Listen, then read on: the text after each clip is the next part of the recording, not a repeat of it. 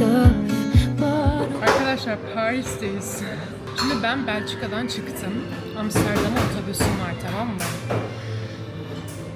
Ve Amsterdam otobüsüm var işte. Otobüsüm aktarmalı olduğunu biliyorum ama yani Paris aktarması olmasını beklemiyordum. Saat Paris'e aktarma var. Yani ben zannediyordum ki hani Hollanda'nın başka bir şehrine bir aktarmamız olacak. Paris'e geldik. İyi oldu vallahi. Terminaldeyim. Böyle şokolat yememiştim. Kahve içiyorum. Şokolatımı yiyorum falan. Neyse şimdi kafeye geldim. Ben her aldığım bir şeyi soruyorum içinde alkol ya da işte et ürünü olup olmadığını.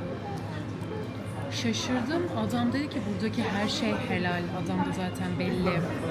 Sanırım Müslüman. İngilizce konuşamıyor. Çok şey yapamadı. Açıklayamadı kendini ama dedi buradaki bütün et ürünleri helal dedi. Merak etme dedi. Bir de kapalı olduğunu biliyorum falan filan yaptı böyle.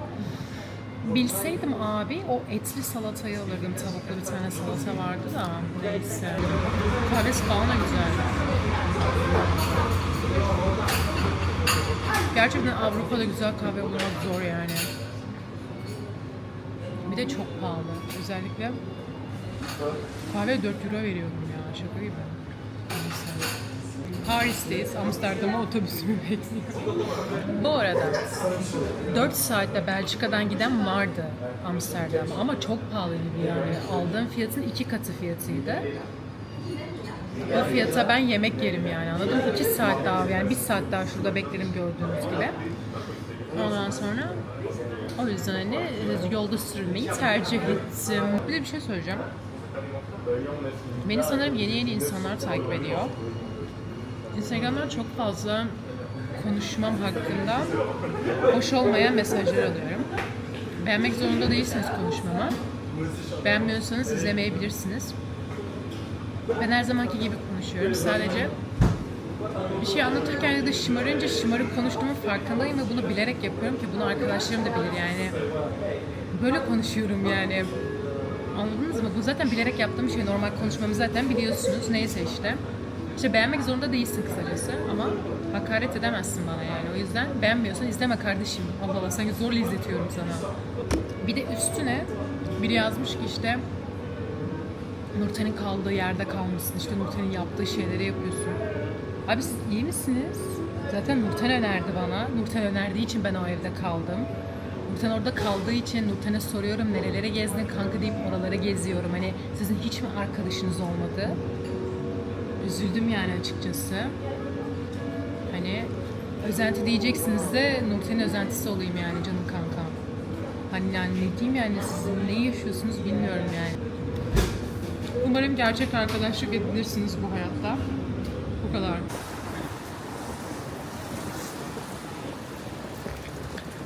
Evet arkadaşlar. Tipim çok kötü. Neyse. Amsterdam'dayım. Amsterdam'ı çok merak ediyordum. Tamam, neden bu kadar merak ediyordum ben de bilmiyorum. Ama yani Amsterdam'da olduğum o kadar belli ki. Bir de yağmur yağıyor. Geldiğimden beri, yani bu yola çıktığımdan beri şu ceketi 2 defa giyiyorum. Üşüdüm, bayağı üşüdüm. Hem de yağmurlu ve soğuk. Şimdi bir yolu kontrol edeceğim ama yani Amsterdam'da olduğum o kadar belli ki ve şeyim ya, garip hissettim. Böyle biraz hani sanırım şehirden bir yere geldiğim için, evet şuradan döneceğim. Şehirden bir yere geldiğim için böyle şehir diyorum ya. Böyle konuşamadım. Kasabadan gelince böyle bir garipsedim. Baya böyle şehire indim gibi oldu böyle. Ama bir şey söyleyeyim mi? Evler falan o kadar Amsterdam ki. Bilmiyorum, çok hoşuma gitti şu an. Bilmiyorum, böyle spesifik şeyler de hoşuma gidiyor. Neyse ya, yine ben konuşamadım. Çok açım bu arada. Yolculuğum 7 saat sürdü tam olarak. Yemin ederim şeyim yani, çok açım.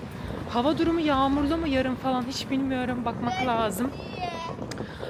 Hiç merak ediyorum yani, yağmurlu da olabilir. Hani yani gezmem etkileyecek kadar beni etkilesin istemem. Havalar çok sıcak, o kadar sıcak olsun da istemem. Öyle işte. Bilmiyorum, yağmurla karşıladı bizi Amsterdam. Son ülkem arkadaşlar. Geziyi burada bitiriyoruz. Aslında son ülkem olmayacaktı. Buradan Danimarka ve Norveç yapıp 8 ülkeyi bitirecektim. Ama Danimarka ile Norveç'in tabii ki hiçbir konaklamasını, biletini vesaire hiçbir şeyini ayarlamadım. Bunun sebebi de işte geziye devam edip etmeme arasında emin değildim. Şimdi de biletler çok pahalı. Hani o kadar para harcamak istemiyorum. Gidersem de gerçekten yine çok fazla para harcayacağımın farkına vardım. Bir dahaki gezme diyerekten iptal ettik onları. Şimdi tekrar bir Maps'i kontrol etmem lazım. Bu hostte tamam. İşbirliği ayarladım bu konaklamamda da. Yani son dakika döndüler bana. Hala ilgileniyorsunuz diye. Kapsül odada kalacağım böyle. Bayağı küçük bir kapsül odada kalacağım. Hep böyle bir şey deneyimlemek istiyordum. Reels falan çekeceğim. Onun için de böyle biraz heyecanlıyım. Hep böyle bir odada kalmak istiyordum yani. Otele geldim, böyle bir şey dolduruyorum şu an şurada. O kadar tatlı bir yer ki. Bakın. Ruhu çok güzel. Bekliyorum. Hep kapsül odada kalmak istemişimdir. Çok heyecanlıyım. Bakın ne kadar aç olsam bile şu an önce odaya gitmek istiyorum. Aslında valizleri bırakmak için. O yalan da daha fazla taşıyamam, yemin ederim. Bir de size bir şey söyleyeyim. Elimde nasır çıkmış ve bak görüyor musunuz kırmızı kırmızı?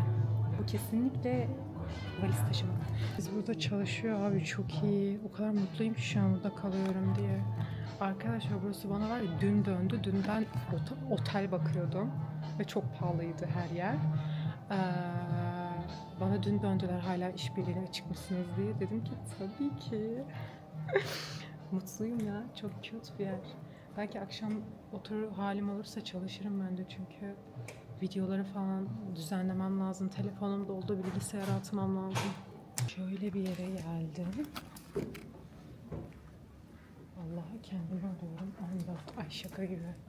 Çok değişik bir deneyim. Okey. Yukarıda mı kalacağım acaba, aşağıda mı? Bakayım, aşağıda kalıyorum. Yukarıda olmasını isterdim. Oha, içerisi görünüyormuş. Ay bir dakika, bakın böyle gözüküyor. Wow, gerçekten. Kadın böyle bir şey verdi bileğime. Bu burayı açıyormuş. Burası. Wow.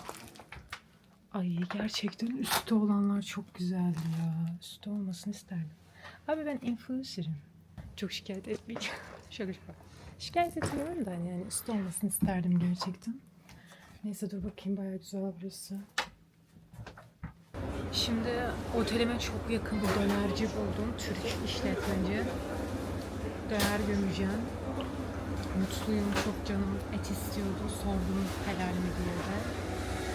Çok yakın bu arada. Bu arada otel, yani kaldığım yere çok yakın. Yemek yerleri çok güzel gözüküyor. Yanında bir tane makarnacı gördüm. Onu da denemek istiyorum. Çok hoş gözüküyordu. Ay çok açım ya. Vallahi çok açım. Mesela valiz taşımaktan şuralarım nasır tutmuş. Bunun sebebi bence yüzüklerden dolayı. Çok baskı yapıyor valiz taşırken. Görüyor musunuz yani emek, bunlara bakınca böyle maziyi hatırlayacağım. Ay bilmiyorum, son ülkem mi diye çok duygusallandım. Teşekkür ederim. İçecek bir şey al bende. Hiç... Sağ olasın abi. Sağ ol abi, alıyorum. Ben yiyeceğim, çok mutluyum. Döner işletmeci sağ olsun. Abim içeceği bedava verdi. İçecek anlamak artık hobim oldu arkadaşlar. Çok iyi. Burası best döner. İtalya, İsviçre, Belçika, Almanya, burası Hollanda. En güzeli nereydi? İsviçre. Bayağı güzeldi. Şey olarak mı, yani coğrafi şey olarak mı, yoksa böyle insanları... Yani şimdi İsviçre'de çok insan tanıdım diyemem. Çünkü doğayı gezdim ya, biraz öyle oldu ya. O yüzden tamamen doğa, yani görünüş, yani çok fazla iyiydi yani. Hani Salon gibi bir yer yani. aynen öyle. Lüksemburg var. Burada da öyle. Hmm, Burada çok güzel. oraya gitmedim. Burada daha güzel. Vallahi. Mükemmel. Çok küçük. Yani zaten nüfus da çok az. Son ülkem mi ne bilmiyorum ama aşırı bir duygusallık hissediyorum şu an. Özellikle şu an Türk döneri yediğim için falan da olabilir yani.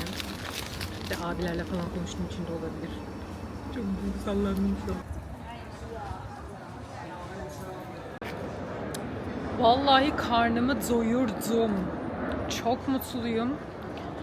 Hava çok güzel bu arada. Böyle özlemişim rüzgarı yani. Gerçekten kaç gündür çok sıcaktı. Karnım da doyduğu için biraz kendime geldim. Yarınki planımı yapmam lazım. Yarının planı yok elimde. Ben bir de sanki sen aklında her şeyi tutabiliyorsun Aybük. Ha, buldum.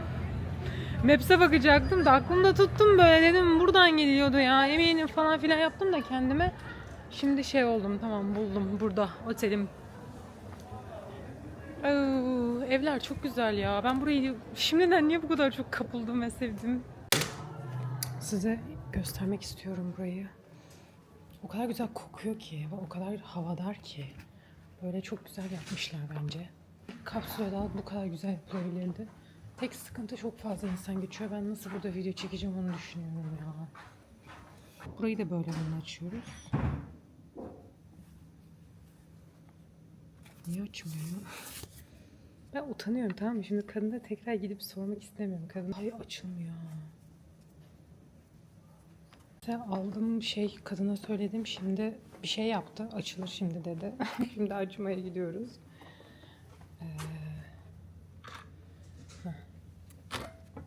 Şükür açıldı. Bakın yatağıma. Odamın tatlışlığını gördünüz mü? Şimdi bir oda turu. Bir oda turu şart. Şimdi bakın. Burası yatağım. Valizlerimi hemen şuraya koyacağım. Burada şöyle bir çöp var. Burada da ayna var. Aslında şu yukarısı olsaydı yatağım kesinlikle içerisi daha büyük ve daha güzel gözükürdü. Hatta söyledim hani utanmadım ve dedim ki ben influencer'ım hani çekim için daha güzel olur. Eğer boşsa değiştirebilir miyim diye. Dediler ki maalesef hani hiç üstte yerimiz yok. O yüzden buradayız. Sıkıntı değil. Sadece şansımı denemek istedim. Bütün sosyal aksiyetimi yendim. Bir de şurada şu an biri olduğu için çok ses yapmamaya çalışıyorum. Rahatsız olmasın diye. Günaydın. Amsterdam'da birinci günümüz başlıyor.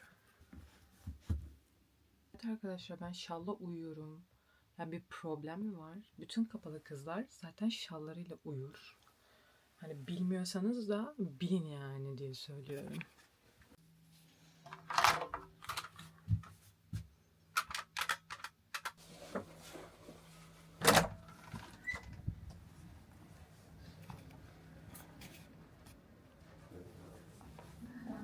Günaydın. Bugün hava güneşli gösteriyordu ama esiyor. Bir ceket alsam mı diye düşündüm ama taşıyamam valla.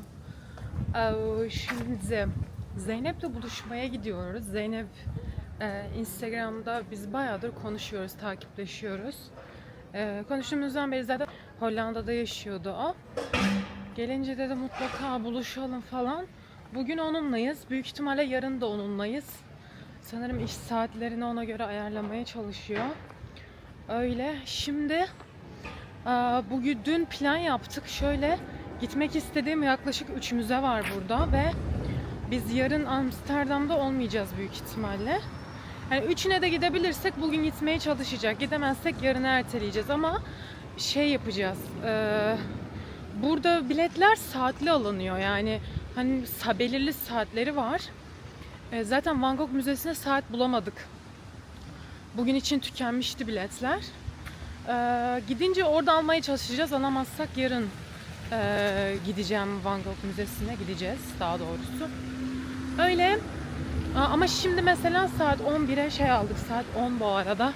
Saat 11'e şey aldık. Işıklı Van Gogh bir tane sergisi var. Bir kilisede böyle ışıklı sergileniyor bu. Ona bilet aldık. Onu her zaman hep gitmek istiyordum zaten. Ona gideceğiz. Sonrasında işte ikonik yerleri gezeceğiz Hollanda'nın, Amsterdam'ın. Sonrasında da şey yapacağız. Tabii ki bir waffle, patates kızartması falan filan deneyeceğiz böyle. Biraz buranın famous yemeklerini deneyeceğiz. Ondan sonra yine öyle gezmek istediğim yerlere gezeceğiz. Yani güzel bir gün olacak kısacası. Kombinim bu şekilde. Beyaz eteğimi giydim ve şey yaptım. Bu kareli gömleğimi giydim. Amsterdam'a yakışır bir kombin olduğunu düşünüyorum. Öyle canlar. Keyfim aşırı yerinde. Ya bilmiyorum böyle yani güzel bir ülkeyle bitiriyormuşum gibi hissediyorum. Hani Amsterdam yani.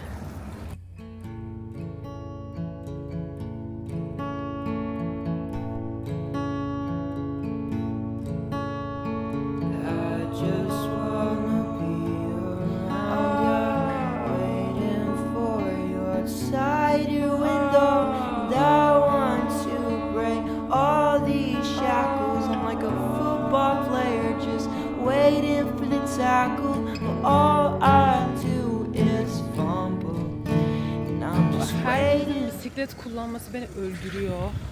Ve herkes kullanıyor. O kadar fazla kişi kullanıyor ki. Bence muhteşem bir şey. Ama tabii ki bunu yani Türkiye'de yapamazsın düşünüyorum da bu kadar.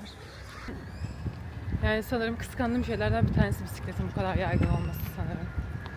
Güzel bir şey ya. Ben Paris'teyken tike almıştım çünkü her böyle metroya bindiğiniz ya da bir şeye bindiğiniz zaman alabiliyordunuz makinelerden ama Hollanda'da yok mesela, Amsterdam'da yok yani. Mesela makineler var ama çalışmıyor. O yüzden kredi kartımı kullanıyorum. Aslında kredi kartı da değil bu arada, banka kartım. Ondan sonra işte şey... Ama mesela burada dün 6 euro çekmişti kartımdan, anlamadım. İnsanlar tramvaydan inerken de basıyor yani geri ödemesi var. Hani kaç durak gidiyorsan o kadar kesinti yapıyor, iade ediyor yani. Onu öğrendim şimdi. O yüzden inerken de bastım, aklınızda bulunsun yani. Çünkü 6 euro çekti dün yani, dedim yuh 6 euro ne? Ya şok olmuştum da ben ters yürüyorum. Neyse böyle yürüyecekmişiz. Öyle canlar. Ay hava çok güzel, bir şey söyleyeyim mi? Hava aşırı iyi, böyle var ya, sıcak değil. Hani soğuk da değil demek istemiyorum ama soğuk böyle, ama şey bir soğuk, böyle ferah bir soğuk. O kadar güzel ki, ay çok özlemişim şöyle havayı. Nasıl mutluyum. Bir şey söyleyeyim mi? Ben gerçekten İtalya'yı çok yanlış zamanda gezdiğimi düşünüyorum. İtalya çok sıcaktı arkadaşlar. Böyle ve ben sıcaktan dolayı belli şeyleri bu kadar hoşuma gitmediğini düşünüyorum İtalya'nın. Bilmiyorum çünkü belki de İtalya benim favori şehirlerim, yani ülkelerimden biri olmayacak ya da yani. Herkes beğenmek zorunda değil ama bilmiyorum yani, ben çok yükselmiştim İtalya'ya, o yüzden çok şaşkınım. Şu an gerçekten bütün ülkeleri sıralasam, bakın Hollanda'ya başlamasam bile daha Amsterdam'a, İtalya en sona kalır. Öyle söyleyeyim. Yani o yüzden bilmiyorum. Bir yanlış bir şeyler oldu orada. Ne oldu bilmiyorum. Ama bir şey söyleyeceğim. Floransa. Şimdi Roma ile Venedik'i şey yapmak istemiyorum. Kesinlikle. İşin içine dahil etmek istemiyorum. Belki de ben İtalya'da bir hafta kaldım. Şimdi ondan ya, her şeyi bile oturup böyle bir düşünmek lazım. Bütün diğer ülkelerde 3 gün kaldım. Hani şimdi çok yüklenmemek lazım. Belki de İtalya'da böyle çok yoğundum ya. Hani 4-5 saat uyuyup geziyordum. Böyle şeydi. O beni şey yaptı bence. Yordu. O yüzden kafamda şey kaldı, öyle kaldı. Oturup düşünmek lazım. Bir düşüneceğim. Ki zaten çok düşünmeye gerek yok. En sevdiğim ülke İsviçre oldu. Orası çok ayrı bir mevzu. Ama çok güzel. Bilmiyorum. Bence çok güzel ülkelere geldim. Ama size bir şey söyleyeyim mi? Bakın. Budapeşte çok içimde kaldı. Gerçekten Budapeşte'ye çok gitmek istiyorum. Barcelona çok içimde kaldı. İspanya yani. Kopenhag çok içimde. Yani buralara kesinlikle gitmem lazım. Yani bir daha vize alıp buraları bu sefer gezmem lazım. Neredesin? Geldim ben.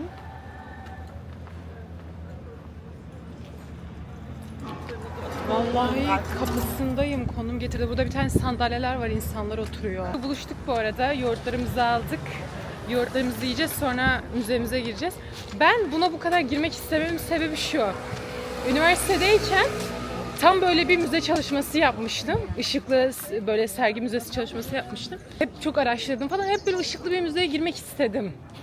Neyse hadi buna da gireyim dedik yani. Ama aynen. 17 euro arkadaşlar. Yani projeksiyona yansıtıyorsunuz kardeşim. Neden bu kadar hani? Resmen turist kazıklamak için. Başka bir şey değil. Ses tonu çok tatlı bu arada. Ses tonu. Ay teşekkür Vallahi çok böyle kendine has bir sesin var. Teşekkür ederim. Vallahi farklı.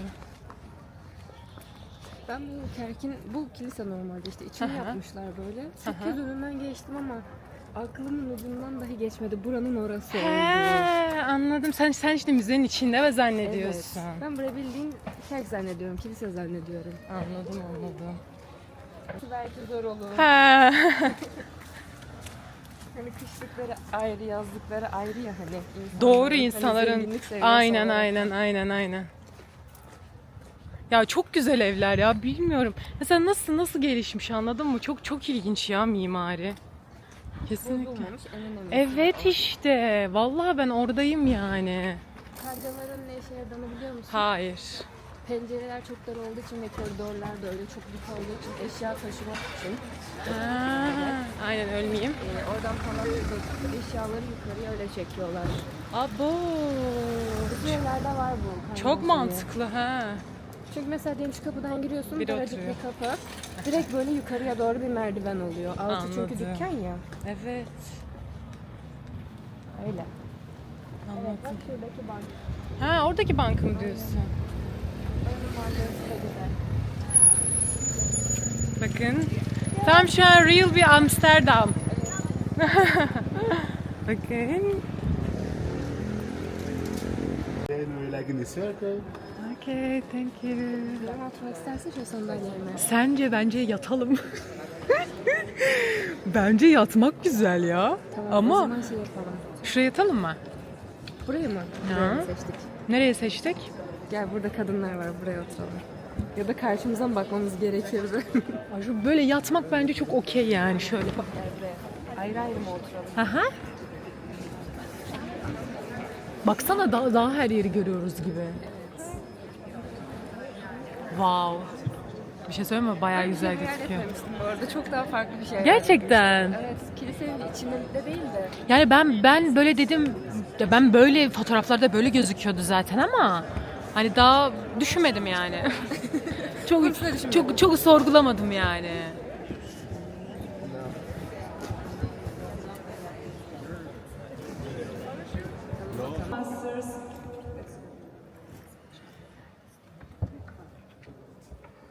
So the church, the Norderkerk, it's already 400 years old, and both of the masters, Rembrandt and Van Gogh, Often goes out at night, carrying his lantern, visiting sick or dying people, speaking to them about God.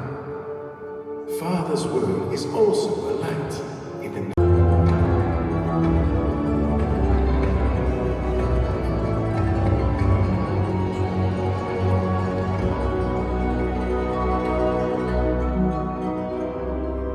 Here is a sketch of the latest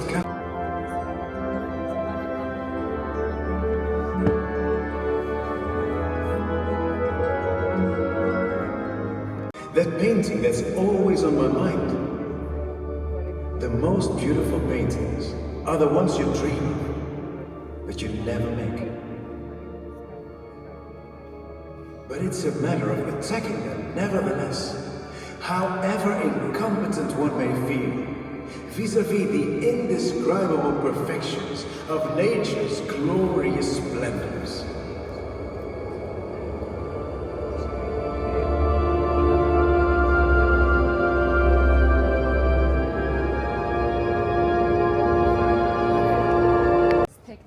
Bence tekne aynen bayağı büyük çünkü ya. Çok güzel. Ben de bilmiyorum. Gel bir bakalım. Hello. Patateslerimizi yiyoruz. Trüf mayonezli ve şey aldık. Ben de gözükecek miyim? Aa, bir dakika. Evet, tam bir turistçilik oynuyoruz. Patateslerimizi aldık en ünlü yerden. Ben trüflü aldım. Sen ne almıştın? Benimki de pinde kaslı. Yani fıstık ezmeli. Çok güzel tadı bu arada, farklı. Şey iyi oldu bir de. Bu böyle tuzlu, bu biraz tatlı, acılı gibi bir şey. Ben çok güzel yakaladık yani. Bir de bir şey söyleyeyim mi? İlk yediğim zaman böyle bir beğenmedim. Ama yedikçe böyle bir patatesi çıtırlaştı, bir güzel oldu yani. Türpü çok güzel bu arada. Yani. Abi rahatsız mı oldun? Yok ben gördüm. Seni çekmiyorum. Rahatsız olmana gerek yok. Magnes almaya geldik de şu kenarda kek satıyorlar. Göstereceğim size. Ben olsam mesela onu yaprak zannederim falan. Health cake falan yani, anladın mı? Vegan. Evet tabii. Helal mi diye bakarım yani böyle içeriğine. Arkadaşlar şu an Dam Meydanı'ndayız. Ünlü burası. Gördük ve gidiyoruz. Yılbaşı ağacı falan Evet. buraya kuruluyor. Yani burası ünlü. Tamam. Gör. Amsterdam'da şey de çok güzel gözüküyordu kışın. Buz pateni. Onu nereye koyuyorlar? Şeye işte o Van Gogh Müzesi'nin olduğu yer. He, oraya mı? Evet. Ha, tamam. O da çok güzel gözüküyordu.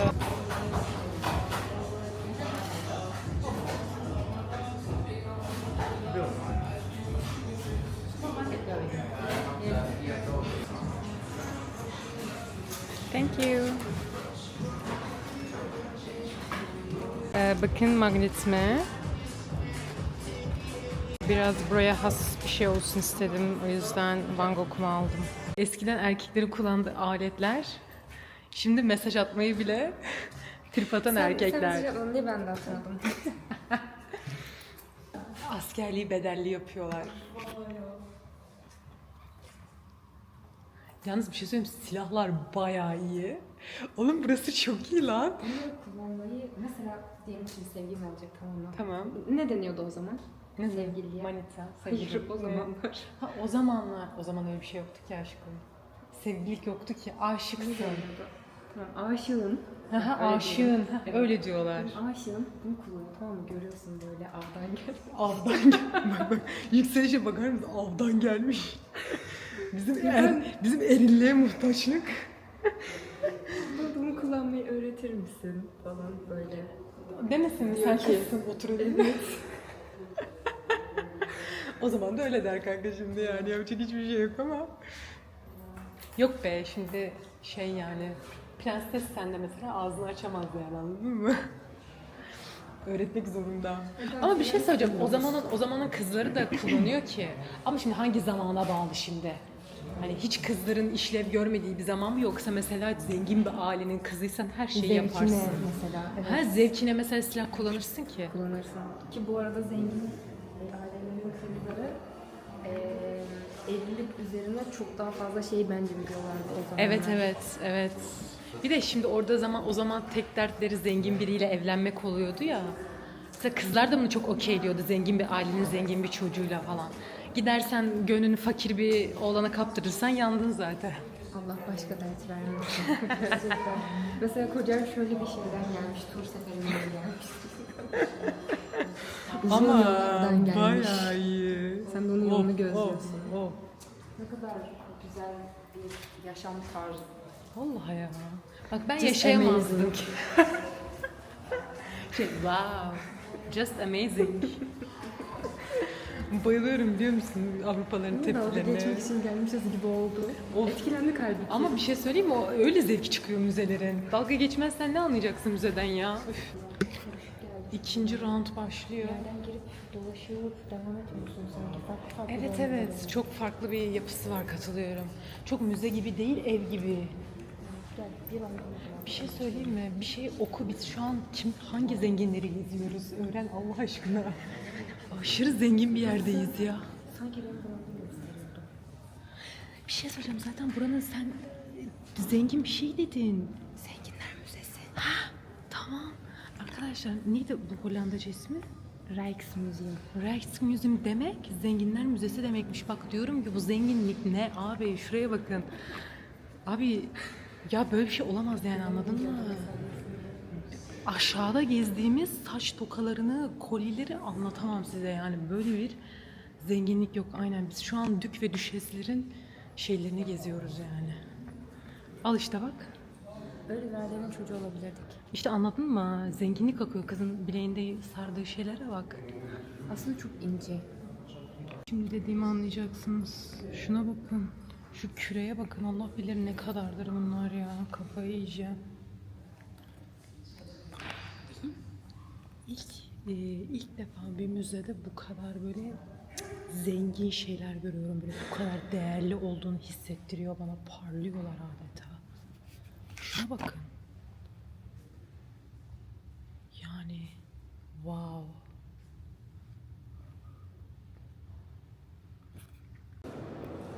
Bakın şimdi şöyle bir yerdeyiz. Bayağı iyi gözüküyor. Vitraller muhteşem bu arada. İlk defa sanırım insanla böyle bu kadar vitray görüyorum. Şey çekilmiş.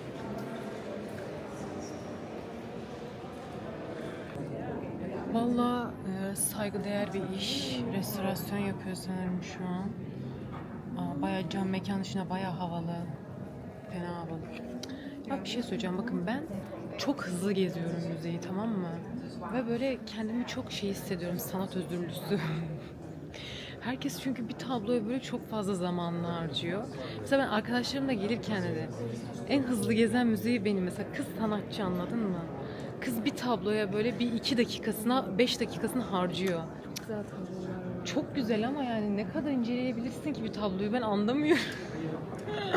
Harbi çok güzel. Falan bakıyorum. Mesela Bu anlıyor, tamam, senin işin bu kanka. Sen istediğin kadar bakabilirsin. Sana izin mi? veriyorum.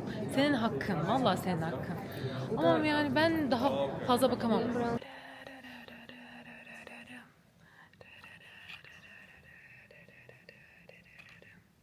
Okumadan anladım arkadaşlar. Bir Türklük sezdim yani. Direkt kafalarına taktıkları şapkadan belli oluyor.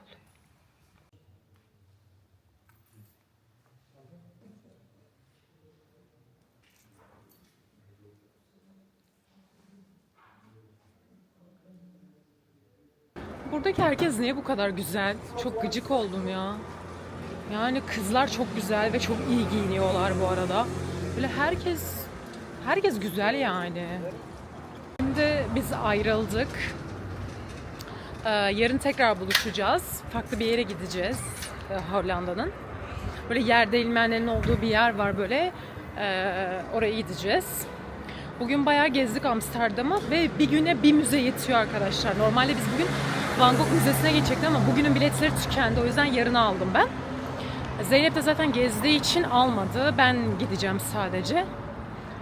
Öyle şimdi eve döndük, açım. Canım aşırı makarna çekiyor. Ne derim? Böyle güzel, lezzetli yemek yiyince çok mutlu oluyorum. Pestolu makarna ama çok lezzetli yani. Güzel yani. Mutluyum mesela şu an. Yemeğimi yedim, karnım doydu, otelime gidiyorum. Hiçbir işbirliğimde bu kadar mutlu hissetmedim. Neden bilmiyorum. Sanırım belki de ilk defa deneyimlediğim için. Burada işte böyle bilmiyorum, bu otele giderken kendimi çok mutlu hissediyorum. Sanırım 3 gece kaldığım için böyle biraz fazla da hissediyorum ve de bir de deneyim o açısından. Hani çok bana küçük odalar, böyle küçük evler çok ütopik, çok vlogsal geliyor, anlatabiliyor muyum? Hani böyle vloggerları izliyordum. Hani böyle yurt dışında böyle yerlerde kalıyorlar diye böyle çok ilgimi çekiyor diyor. Şu an bunu birebir deneyimlemek bana çok farklı hissettiriyor bence. Yani inanamıyorum kendimin bunu yaşadığıma, bunu çektiğime, anlatabiliyor muyum? O yüzden bence bu kadar mutlu hissediyorum. Arkadaşlar uyandım ki sokağa market pazar kuruldu. Wow. Pazar da yani pazar yani, biliyor musunuz? Bildiğiniz bizim Türkiye'deki pazarlar gibi. Çok iyi. Uyandım, dedim bu ne, ben yanlış sokakta mıyım? Hemen döndüğüm sokak. Peynir şeyi bile var. Çok iyi lan. Hani yani biraz şeye çok benzediği için garip geliyor. Türkiye'deki o şeye çok benzediği için garip geliyor. Allah Allah. Bugün Cuma. Cuma günleri mi kuruyorlar acaba pazarı? Cuma pazarı. Van Gogh Müzesi'ne geldim. Hala içeri girmeme bir 20 dakika var. 10.30'da almıştım müze biletini. Bu arada Van Gogh Müzesi'nin biletleri çok çabuk tükeniyor arkadaşlar. Hani mesela ben şöyle söyleyeyim. Buraya geldiğim zaman ertesi gününü alacaktım işte, yani dünü alacaktım ama biz almadan bitmişti biletler. O yüzden hemen bugüne aldım. Hani bitebiliyor. Ona göre dikkatli olursunuz. Ya ben sabahları yoğurt yemeyi çok seviyorum. Sabah yani aslında geldiğimden beri hani Fransa'da falan hep böyle hamur işi falan yiyordum ya. Artık yiyemiyorum çünkü öğlende bir şeyler yediğim için ya da burada sürekli bir şeyler denediğim için ağır geliyor. Yoğurt bana aşırı iyi geliyor ya. Çok seviyorum yani.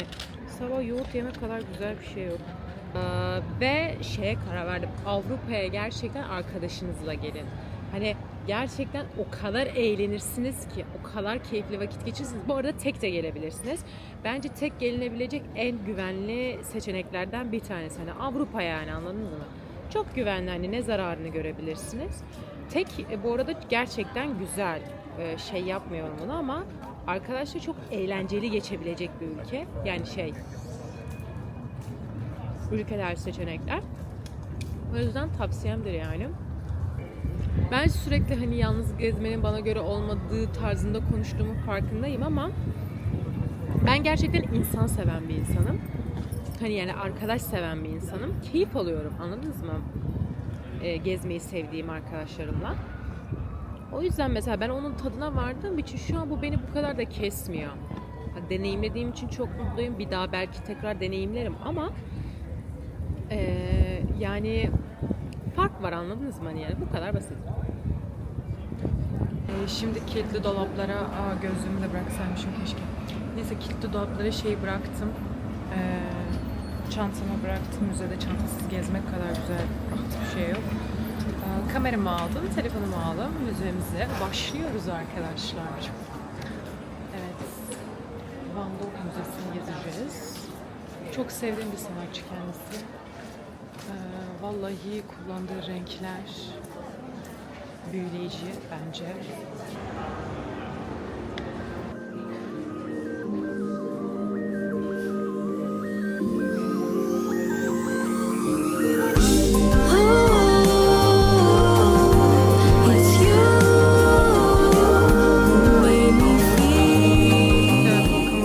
Merak ediyorum. Şuraya da yakınlaştırayım. İşte burada kullandığı renk teorisini anlatıyor. Bayağı iyi. Adam yani gerçek bir sanatçıydı. Yani gerçek. Ama düşünsenize, hayatınız boyunca sadece bir tablo sattınız. Bir tablo sadece. Sonrasında ise müzeniz var. Trilyon tane insan burada. Ama bundan haberiniz yok. Çok ütopik bir şey ya. Of, sinir oluyorum. Ben oturup ağlardım mesela. Kartpostal almaya geldim. İçinde şok vardı. Ama unutmuşum, benim çantam yanımda değil ki. Dolaba kilitlemiştim ya. Neyse. Da aldım ben. 2 günlük bilet aldım Amsterdam'da. Ulaşım burada bilmiyorum pahalı. Benim kartımdan çok fazla çekiyor. 2-3 durak gittim, 3 euro falan çekmişti. O yüzden ben de 2 günlük pass aldım burada. 15 euroya aldım. Bayağı iyi olacak çünkü ulaşım burada biraz her şey birbirine çok uzak bence. Böyle sürekli 2 tramvay ya da 2 tramvay vesaire kullanıyorum ve bugün biraz daha Hollanda'nın dışına çıkacağımız için çok karlı oldu yani benim için. Yarın çünkü havalimanına falan da gideceğim, öyle bir şey var. O yüzden bayağı iyi oldu yani. Hatta dün de alsaymışım daha karlı olurmuşum da neyse. Zeynep önerdi. Bunu yiyeceğim şimdi. Çok tatlı, sweet bir şey gözüküyor. Soğuk kahve yokmuş gibi gözüküyor. Soğuk kahveyi sonra başka bir yerde içeceğim. Heyecanlı. Brand of it? What? The name of the camera? Ha, Osmo. DJI. Do you know DJI? Yeah. The market DJI Osmo Pocket 3. Okay. It's really nice. Thank you. Are you on a holiday? Yeah, I'm travel. Actually, I'm an influencer. Oh, okay. Yeah, I have my YouTube channel. Oh, Yeah, okay. yeah. What is your name on YouTube? Just Bouquet. How do I spell that? Just English words. Just Bouquet. Okay. Bouquet. Yeah. Okay. My name is Aybüke. Hi. Nice to I'm meet Amy. you. And you do And videos about Travel. life or Travel, lifestyle, travel, yeah. Are you from here or? a bit further away? But with my brothers, I own a shop. Oh. So if you look on Instagram or Uh-huh. TikTok, it's my brother. You see. Ah. You're so beautiful, by the way. Thank you, you too.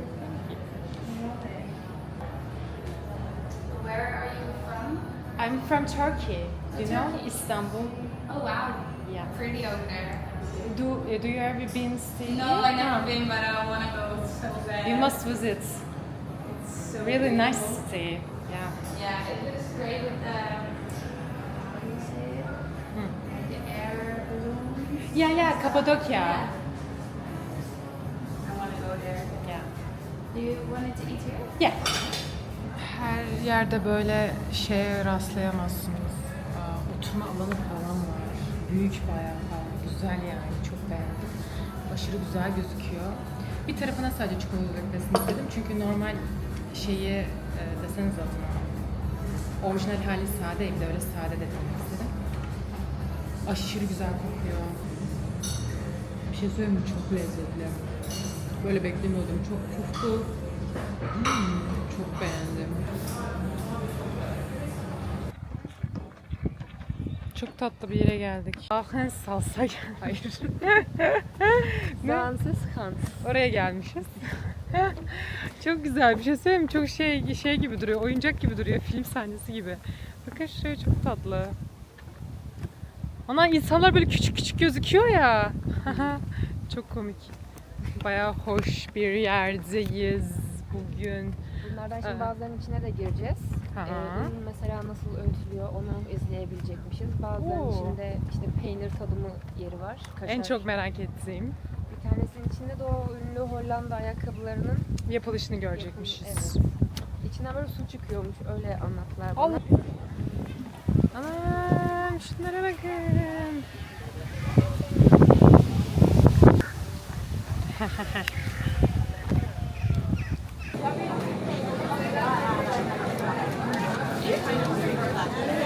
Nasıl? Ben şimdi çok beğendim. Abla biraz daha büyük kesersen. Hı? Biraz daha büyük kessem. Seveceksin isterdim. Çok güzel değil mi? Bayağı güzel. Böyle şeyli. Neyli? Nasıl bir baharatı var? Bir daha.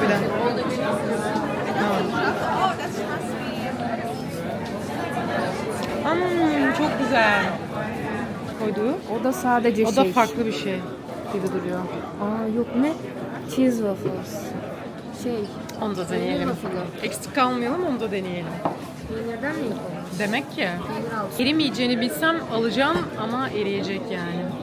Teşekkür ettim. Cips gibi. Çok güzel. Dondurma alacağız buradan.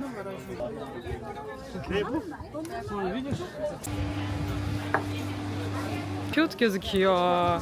Şöyle şuraya. Hatta beri böyle dibimizde. Bizi gözlüyor, izliyor. Acaba şöyle versem yer mi?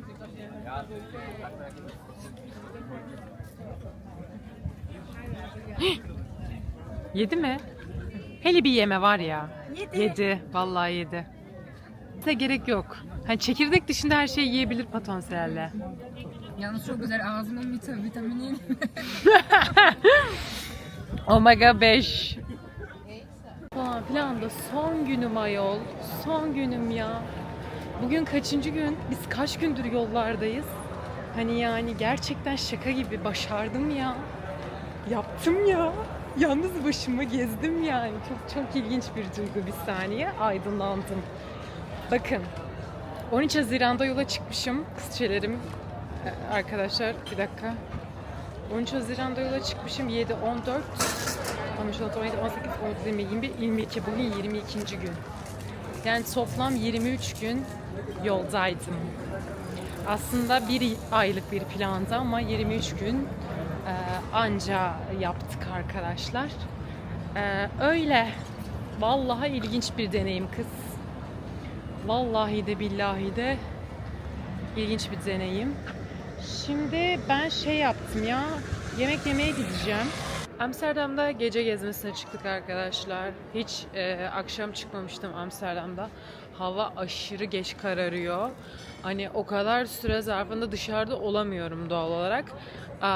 Bugün de zaten yemek yedikten sonra otele döndüm. Bir 2-3 saat dinlendim ve tekrar çıktım. İlk defa Amsterdam şu an böyle akşam kararık bir şekilde görüyorum havayı. Mekanlar dolu. Bayağı hani Avrupa'da gece hayatı yani akşam bitiyor yani. O yüzden böyle mekanların biraz dolu olmasını görmek garip geliyor. Çok fazla müzik sesi de geliyor. Öyle şimdi şu kanala doğru yürüyeceğim. Böyle işte sokakları göreyim falan, müzik dinleyeyim. Son günü yad edeyim. Anladınız mı? Biraz depresyon falan filan hani ayrılacağım buradan. Triplerine gireyim. Mağazaya dalayım falan. Sonra zaten yarın eve gidiyoruz, dönüyoruz. Artık bitiyor. Valla bu sürece dahil olduğunuz için teşekkür ederim. Umarım vloglarımı beğenmişsinizdir, keyifle izlemişsinizdir. Onun dışında zaten oturunca da bol bol konuşuruz. Ben şimdi bir kulaklığımı takıp kendimi şehrin büyüsüne bırakıyorum. Ya ben anlamadım abi. Burada hani konuşamadım. Bisiklet yolu ne, yaya yolu ne, o kadar karışık ki. Şu yol burada gerçekten benim için bir sıkıntı kardeşim. Ama ceket giymeyi seviyorum. Ceket giymeyi seviyorum. Havanın soğuk olmasını seviyorum dostum. Dostum bu bir harika. Amsterdam'da tek başımayım.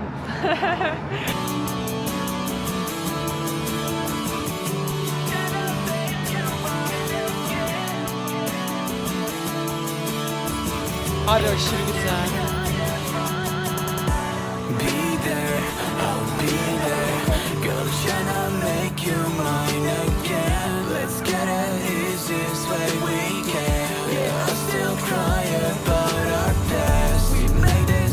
Gerçekten akşam görmeniz gereken bir şehir olduğunu düşünüyorum. Abi çok güzel ya. Akşam bilmiyorum, çok farklı burası. Çok kalabalık bu arada. Herkes sokakta normalde. Dediğim gibi Avrupa böyle değil. Ama çok keyifli şu an. Arkama bakar mısınız? Her yer çok güzel gözüküyor. Çok tatlı. Düşünsenize şöyle şurada yaşıyorsunuz. Orada. Vallahi çok bilmiyorum. Biraz duygusal bir konuşma yapacakmışım gibi hissediyorum. Sebebi ise son günüm. Yarın gidiyoruz. Tek başıma çıktığım bu yolculuk bitti. Hayatımda deneyimleyebileceğim en güzel şeydi sanırım bu. Yani hayatım boyunca gerçekten bunu başarabileceğime inancım yoktu. Yani ekran karşısında böyle görmeniz gerçekten bunu sanki çok kolay başarıyormuşum gibi görmenizi sağlıyor. Ya da mesela ekranda gördükleriniz sadece iyi yanları. Anlatabiliyor muyum? Hani valizi oradan oraya taşırkenki zorluğum, yalnız başıma sıkıldığım zamanki yaşadığım can sıkıntısı ya da ne bileyim hani arkadaşlarımı, sevdiklerimi özlerkenki ruh halimi, hani bunların hiçbirini görmüyorsunuz. Ondan sonra bunları hiçbirini görmediğiniz için böyle şey oluyor. Ve bunların hiçbirine şahit olmadığınız için birebir, yani sadece hani burada eğlendiğim, gezdiğim, güldüğüm şeyleri birebir gördüğünüz için doğal olarak böyle her şey mükemmelmiş, her şey çok güzelmiş gibi geliyor ama öyle değil. Çok fazla şey yaşadım. Çok eğlendim, çok canım sıkıldı, çok kötü şeyler yaşadığım da oldu kendi çapımda. Ama hepsine totalde baktığım zaman bu bir deneyim ve aybük ediyorum. Bu senin hayatında gerçekleştirmek istediğin en büyük şeylerden bir tanesi de ve diyorum ki sen bunu yaptın. Sen tek başına 6 ülke gezdin 25 günde ve yaptın yani. Hani gerçekten 2 sene önceki halim şu anki halimi görse şok olurdu ya. Böyle ağzı açık bana bakardı böyle ve bunu biliyor olmak o kadar beni tatmin ediyor, o kadar beni mutlu ediyor ki yani bilmiyorum. Sadece mutluyum. Yani sadece şükür ediyorum. Ya bunu başarabildiğim için kendimi tebrik ediyorum. Bilmiyorum. Ya herkesin bence bunu deneyimlemesi gerekiyor. Herkesin gerçekten tek başına yurt dışına çıkması gerekiyor. Tek başına kalması gerekiyor. Kendini tanıması gerekiyor. Bunlar bilmiyorum bence çok değerli şeyler. Bana bu değer hissettim, ben bu değeri. Kendime bu değeri kattım. Bilmiyorum ya. Sadece mutluyum abi. Mutluyum işte. O kadar. Yaptım. Çok şükür. Ailemi özledim. Yarın eve gideceğim. O beni hem mutlu ediyor hem dediğim gibi garip hissediyorum aynı zamanda ama bir de arkadaşlar böyle çok güzel arkadaşlıklar edindim. Sırf ben ülkesine geldim diye beni kendisine misafir kabul etti bu insanlar. Ya bilmiyorum, bunlar çok değerli. Çok değerli ya. Umarım bu videoyu izleyen herkes hani hayatınızda gerçekleşmesini istediğiniz, başarmak istediğiniz şeyleri başarırsınız. Hani bu fırsat elinize geçer, o fırsatı yapabilirsiniz. Doğan bu. Herkes için gerçekten şeyim bu. Bu kadardı. Hepinizi seviyorum, öpüyorum. Başka bir macerada, başka bir ülkede görüşmek üzere. Çünkü bu sadece bir başlangıçtı. Bu sadece bir başlangıç.